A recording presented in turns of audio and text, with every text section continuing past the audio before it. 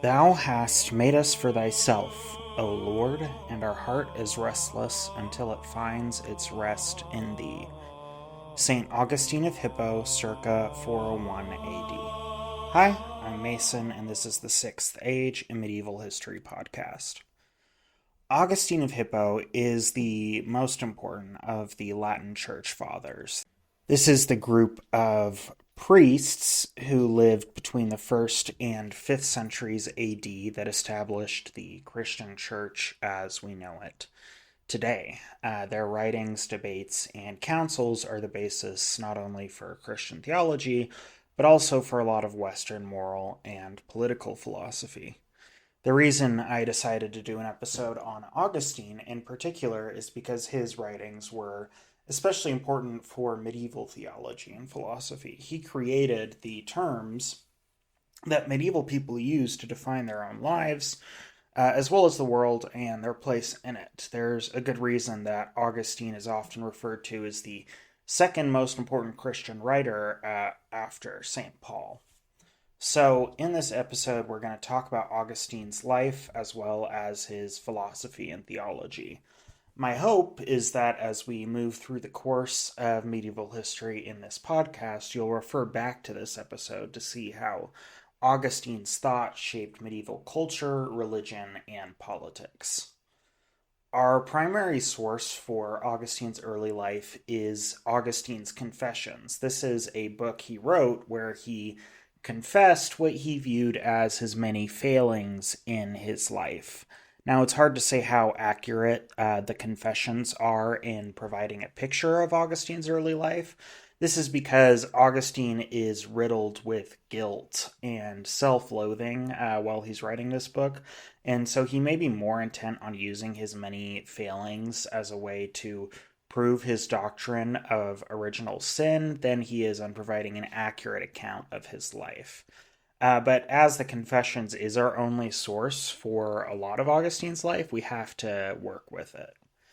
Augustine was born in Numidia, which is in northern Africa, to Hellenized Berber parents. His parents were free Roman citizens, probably descendants of the provincials who were granted Roman citizenship under the Antonine Constitution in 212 AD. His mother, named Monica, was Christian, while his father, Patricius, was a pagan. Augustine's parents were members of the urban middle class, probably traders or merchants, and they seem to have traveled around North Africa a bit during Augustine's childhood. When Augustine was a teenager, his parents, with the help of a donor, paid for Augustine to receive a classical education in the city of Carthage. Augustine became a master of Platonic philosophy and the Latin classics. In his Christian writings, Augustine returns again and again to the philosophy of Plato, as well as the story of Aeneas, regularly in his defense of Christianity against paganism. He actually uses pagan thought to defend Christianity, which is really important. I mean, we should note that Augustine valued his education highly, and though he became a Christian, he never rejected the value of classical philosophy. He, in fact, believed it was very useful in elucidating a lot of Christianity's doctrines. While in Carthage, Augustine fell in with the Manichees. This is an Eastern religion group that had spread from Persia into North Africa. For a long time, scholars used to view Manichaeism as a heretical branch of Christianity, but the discovery of the Manichaean Gospels in the 20th centuries has led to a reevaluation of this view. So, Manichaeism was founded by the Iranian prophet Mani in the 3rd century. It was a dualist religion in that it rejected the base material world in favor of a higher spiritual plane. Manichaeans viewed the universe as being part of an eternal struggle between light and darkness, with darkness being associated with the material world and the physical body, and light being associated with immaterial things like the mind and the soul. As someone who was living in the Sasanian Empire, Mani was exposed to Zoroastrianism, Hinduism, Buddhism, and Christianity, And he essentially synthesized aspects of belief from all of these religions to form a what he viewed as a new, more complete faith. Manichaeism was Christianity's biggest rival before the advent of Islam in the 7th century. Christianity, which was born inside the Roman Empire, was contrasted with the more foreign Manichaean religion, which came out of Persia, which just so happened to be the Roman Empire's main rival. Like the Christians, the Manichees believed in a strict moral code, and they taught that those who lived virtual lives would ascend to a spiritual paradise after death, while those who lived in sin would be condemned to perpetual reincarnation in the material world. The Manichaean view of Jesus is particularly complicated, as they believe that Jesus was Savior in that he taught his followers how to live a virtuous, ascetic lifestyle, but they rejected the idea that he took a physical body or that he was crucified. Rather, they argued that the Jesus that was crucified was actually a demon that took Jesus' shape in an attempt to convince Jesus' philosophers about the importance of the material world. It's pretty confusing, but as far as Augustine was concerned, he appreciated Manichaeism's focus on immaterial things like the soul, which would have meshed well with the values that he was taught in his Platonic education. When Augustine converted to Christianity later on, though, he would write several critiques of Manichaeism, mainly attacking the Manichaean rejection of the material world. So, Augustine's mom, Monica, was pretty disappointed in Augustine's decision to join up with the Manichees. She wanted Augustine to be baptized as a Christian, but Augustine put off his baptism so as to ensure the maximum possible chance of getting into heaven. Baptism, for those who aren't familiar, is kind of a cleansing ritual. It's believed to literally wash away the sins of those who are baptized. So people in Augustine's day would wait to be baptized until they were literally about to die, so they could ensure their sins would be washed away before they had time to commit any new sins before they died. The Roman Emperor Constantine the Great, for example, was only baptized when he was on his deathbed, and Augustine's dad, Patricius, did the same thing. He was also only baptized on his deathbed. Those of you with a Christian background are probably familiar with the practice of infant baptism, but that practice really only exists in part due to Augustine's philosophy that he developed in his later life. So, despite his Christian parentage at this time, Augustine wasn't really part of the Christian community due to his lack of baptism.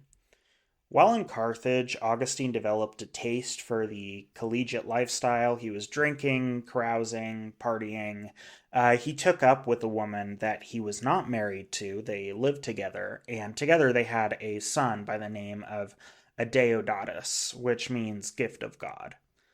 Augustine writes scathingly about this period of his life in the Confessions. It's pretty clear that Augustine would go on to develop a lot of shame and regret surrounding this period of his life when he was, allegedly living in sin.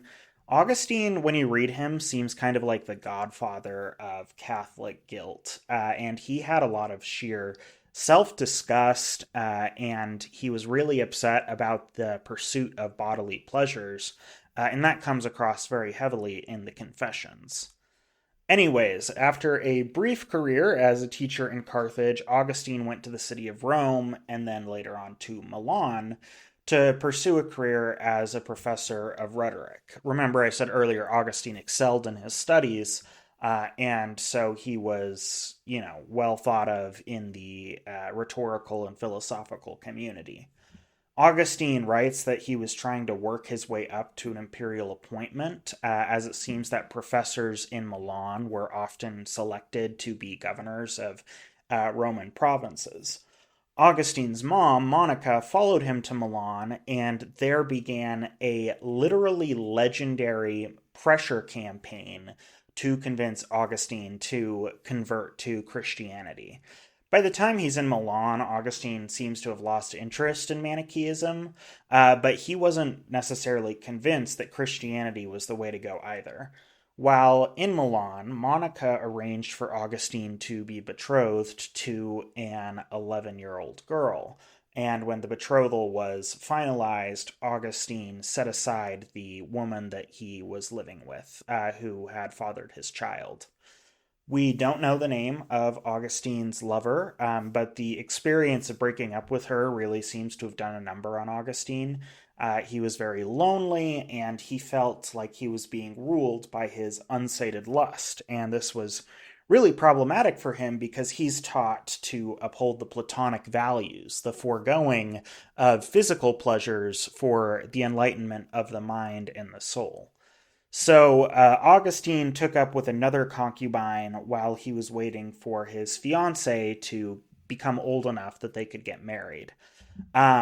13 years old was how old she needed to be. So, yeah, yikes. While in Milan, Augustine met St. Ambrose, who's the bishop of Milan at the time, and they shared an interest in classical philosophy, so the two formed a close friendship. Augustine considered Ambrose to be something of a father figure who filled the void that Patricius left when he died. Patricius passed away while Augustine was still a teenager. Ambrose joined Monica's pressure campaign on Augustine to get him to convert to Christianity, but Augustine still resisted. And the reason he did so, according to the Confessions, is that he avoided baptism because he rather enjoyed living a life of sin. And while he figured that he would get baptized eventually, he didn't want to give up his, sinful collegiate lifestyle. All of this changed when, on a particularly wild night of partying, Augustine claims to have heard the miraculous voice of a child telling him to pick up a book and read. Augustine just so happened to pick up a book that contained Paul's epistle to the Romans and read a passage that convinced him to give up his riotous lifestyle. So Augustine and his son were both baptized by St. Ambrose. Augustine broke off his engagement and decided to pursue a spiritual life back in Africa. While preparing to leave Italy, however, Augustine's mother, Monica, passed away. Monica was probably the most important person in Augustine's life, and her death left him bereft. He devotes several passages of the Confessions to her memory, and he seems to believe that her prayers had essentially protected him so that he wasn't killed before he managed to be baptized. Monica would later on be recognized as a Catholic saint in the 14th century, 2 centuries after Augustine himself was recognized as a saint. Monica is known as the patron saint of difficult marriages, as well as people with disappointing children and people with cheating spouses. This is due to her troubled relationship with her son Augustine and her husband Patricius. Back in Africa, Augustine's son passed away. Unfortunately, we don't really know how. Without any legal heirs and with no intention to marry, Augustine decided to give his property to the Christian church. He pursued a life as a Christian philosopher, writing rational arguments against Arian Christians, Donatist Christians, and the Manichaeans. He really preferred the Catholic version of Christianity, and so a lot of his career is spent arguing against the heretics, using both the Bible and Platonic philosophy to do so. In 395 AD, Augustine, who is now seen as kind of a Christian philosopher, was chosen as the assistant to the Bishop of Hippo, a large city in Africa. And when the bishop died in 396 AD, Augustine became his successor. Augustine was a prolific writer and preacher. He believed that it was his job to convert the people of Hippo to Christianity and to protect them from heresy. And he spent 35 years trying to do just that. He used the focus on rationality that he learned from his Platonic education to argue that Christianity was rational and that the values of Christianity were replicated by what could be observed in the natural world. Specifically, this idea of like a natural tendency towards order, which suggested the power of an all powerful creator being. Uh, he essentially argued that the worship of one God who was all powerful made more sense than the worship of hundreds of gods who were so weak that they could only govern certain aspects of life.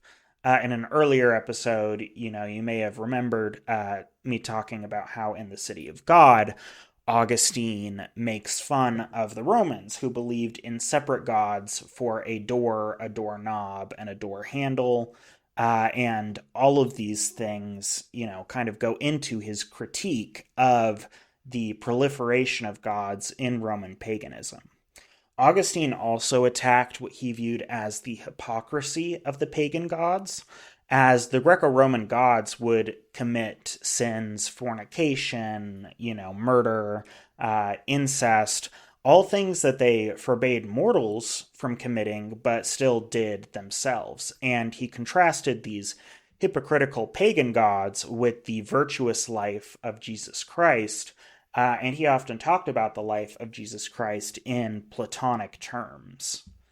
While in Hippo, Augustine developed the relationship between the spiritual and material realms in his theology. His past experience with Manichaeism seems to have, created this desire to explore the themes of materiality and mortality. Augustine argued that the world, which was created by a good God, was therefore fundamentally good. And he believed this was shown as a natural tendency towards order as evidence for this view. Augustine also argued for the union between the mind and the body rather than the Manichaean view that the mind and the body were at war with each other. Augustine talks about them as being in kind of a marriage where the soul has mastery over the body, and this subverted the Manichaean view that the body and the soul were naturally at odds with each other. However, Augustine tempered his praise of the mortal body with his doctrine of original sin. So, Augustine believed that Adam and Eve committed the first sin in the Garden of Eden when they disobeyed God and ate the forbidden fruit. This sin stained all of humanity because it made it so that the soul, which should have been in complete command of the body, was instead sometimes governed by bodily appetites. This is where Augustine really gets into his self-loathing and guilt over his sexual escapades, as he argues that although he should have pursued a life that was devoted only to wisdom and to God, he was instead selfishly pursuing the bodily pleasures of lust. Adam and Eve's sin was the original sin of humanity, and Augustine believed that all humans from birth were tainted by this sin because all humans were subject to their bodily desires. Augustine's doctrine of original sin provided the basis for the medieval conception of mortality and morality.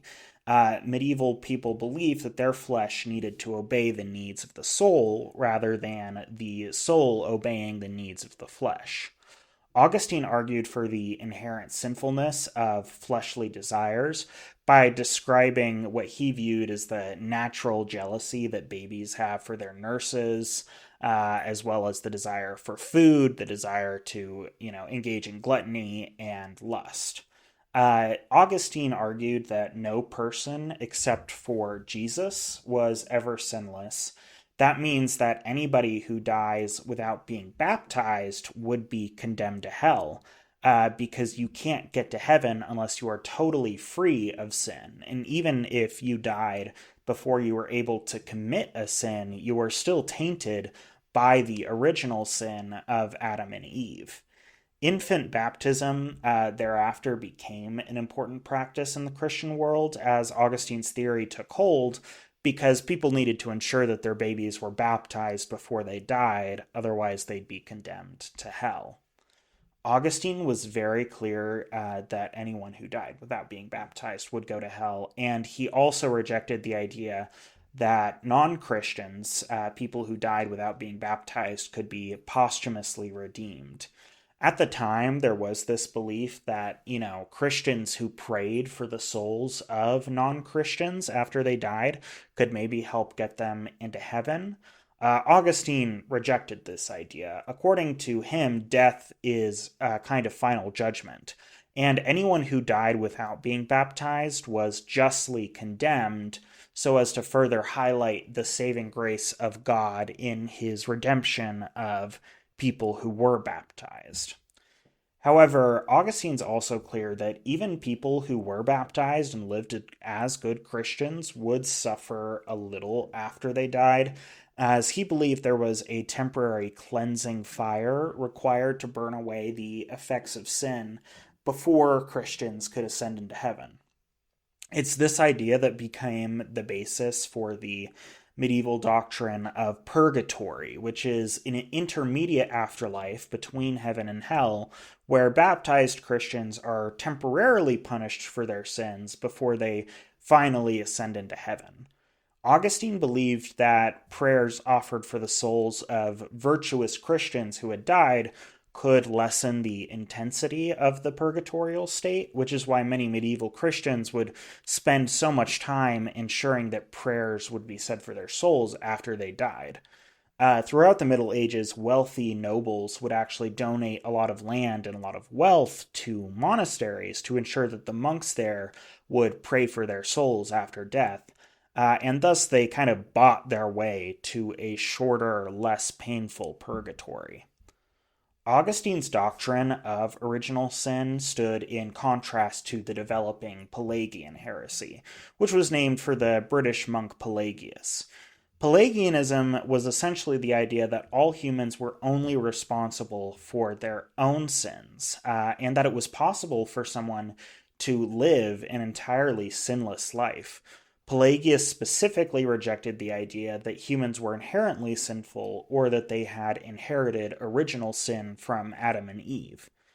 Pelagianism was problematic in Augustine's view because it suggested that anybody could be sinless, and that if you're sinless and you die, you don't necessarily need Jesus Christ. You don't need to be saved by Jesus to get into heaven. Obviously, this is a red flag for Christians who believe that the only way to heaven is through the intercession of Jesus. Augustine's views ultimately won out in church councils, and Pelagianism was declared a heresy in 418 AD. Augustine's other big theological contribution is his view of human history. The premise of this podcast, why we call it the Sixth Age, we draw that from Augustine's conception of history, his idea that all of human history led up to the life and death of Jesus Christ, and everything that happened after the death of Jesus Christ was designed by God to bring humanity back to him. Augustine, in his arguments against the pagans who said that Christianity was to blame for the fall of the Roman Empire, argued that God allowed Rome to exist only so that there was a stable empire where Christianity could spread throughout. Thus, Rome existed so Christianity could go to the whole world. And while the empire could fall, Christianity would ultimately triumph and God's purpose would be accomplished. His idea that humanity was progressing towards its end when Christ would return and Christianity would reign supreme over the whole world was central to medieval interpretations of contemporaneous events. You'll see throughout the Middle Ages, medieval chroniclers will note that the events of their lifetimes must be signs of Christ's imminent return. And they would often refer back to Augustine's predictions in these chronicles. Augustine also helped Christians reconcile their theological commitment to pacifism with the requirement to sometimes wage war. Jesus in the Bible is pretty clearly against violence in some passages. In others, he says things like, I have not come to bring peace but a sword. So Jesus' stance on violence is sometimes viewed as being unclear. But there is a strong pacifist element. Now, this was problematic for the Roman state because the Roman Empire is converted to Christianity, but the Romans were still fighting wars against the Persians and the barbarian invaders. Augustine argued that there were unjust wars and just wars, and that just wars weren't necessarily sinful. He doesn't really get into what makes a just war different from an unjust war. This is something that gets further developed by Thomas Aquinas later on in the Middle Ages. But Augustine seems to have believed that defensive wars weren't necessarily sinful, as refusing to act in the face of injustice or attack would actually be a sin. I also want to talk about Augustine's role in preserving the Latin literature of the ancient world.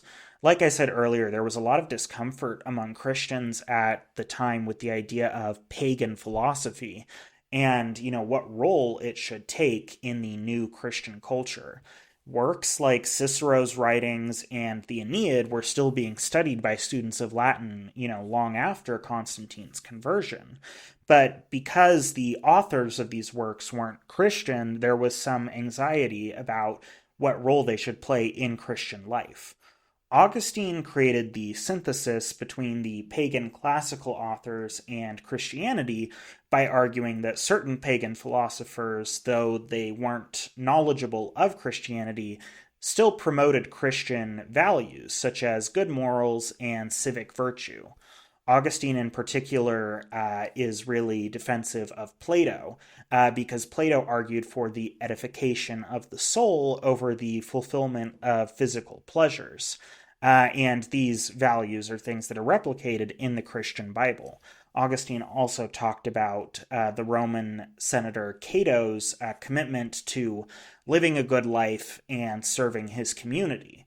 By identifying these Christian virtues in pagan sources, Augustine essentially preserved the classical inheritance for the medieval people because he showed them a way that they could apply these pagan writings to their new Christian lifestyle. The story of Aeneas, as well as Latin translations of Plato, the works of Julius Caesar, Cicero, and Cato, would be continually re-examined in monasteries and universities throughout the medieval period. After serving as Bishop of Hippo for 35 years, Augustine fell ill in 430 AD, just as the Vandals laid siege to his beloved city. Augustine, fearing the Vandals, who, if you remember from our last episode, were technically heretical Christians, prayed for the city to be delivered, but unfortunately he died before the siege ended. Whether he died from stress, starvation, or an illness isn't necessarily known. The Vandals ultimately destroyed the city of Hippo, but they left Augustine's church and his library untouched, probably because they feared offending God. Augustine was critical to the medieval conception of sin and salvation, and his work really defined theological and moral thought in the West for over 1,000 years. Even during the Protestant Reformation, theologians would return to Augustine to give legitimacy to their own views. A lot of people arguing for the doctrine of predestination would look at Augustine's idea that people who died before they were baptized wouldn't have ever accepted Jesus Christ anyway, and so it was fine that they went to hell. Augustine's Confessions are also unique in that they're one of the only medieval autobiographies that survives. Ultimately, Augustine's theological masterwork, The City of God, had the most enduring influence of his works because it helped medieval people reconcile the trials they faced in their daily lives with God's ultimately just plan for humanity. In 1298, Augustine was canonized as a saint by Pope Boniface VIII. He was also named as a doctor of the church, and he was recognized as one of the four Latin church fathers. That is, one of the four men who made essential contributions to the foundation of the Western Christian Church. If you've been following the news this week, you'll also know that the current Pope, Pope Leo, visited Hippo, where he paid homage to Augustine. Leo is a member of the Augustinian order, which was founded in the 13th century by a group of monks who followed the monastic rule that St. Augustine wrote way back in the 5th century. Augustine's legacy is very much alive and well today, and his works continue to shape the way that we talk about theology and politics. Pope Leo, for example, recently argued that America's military actions in Iran do not meet Augustine's requirements for a just war. And Leo used that framework of a just war to condemn President Trump's threats against the Iranian people. Okay, that's it for this week's episode. I'm excited to announce that we have a new website you can visit, sixthagepod.com. That's the letter 6, thagepod.com. You can look at the sources I used for this episode and submit any comments, questions, or complaints that you have. You can also find us on Instagram and TikTok at 6thagepod. And I hope you'll join me for the next episode as we do a deep dive on another important medieval figure who helped found the Ostrogothic Kingdom of Italy, Theodoric the Great.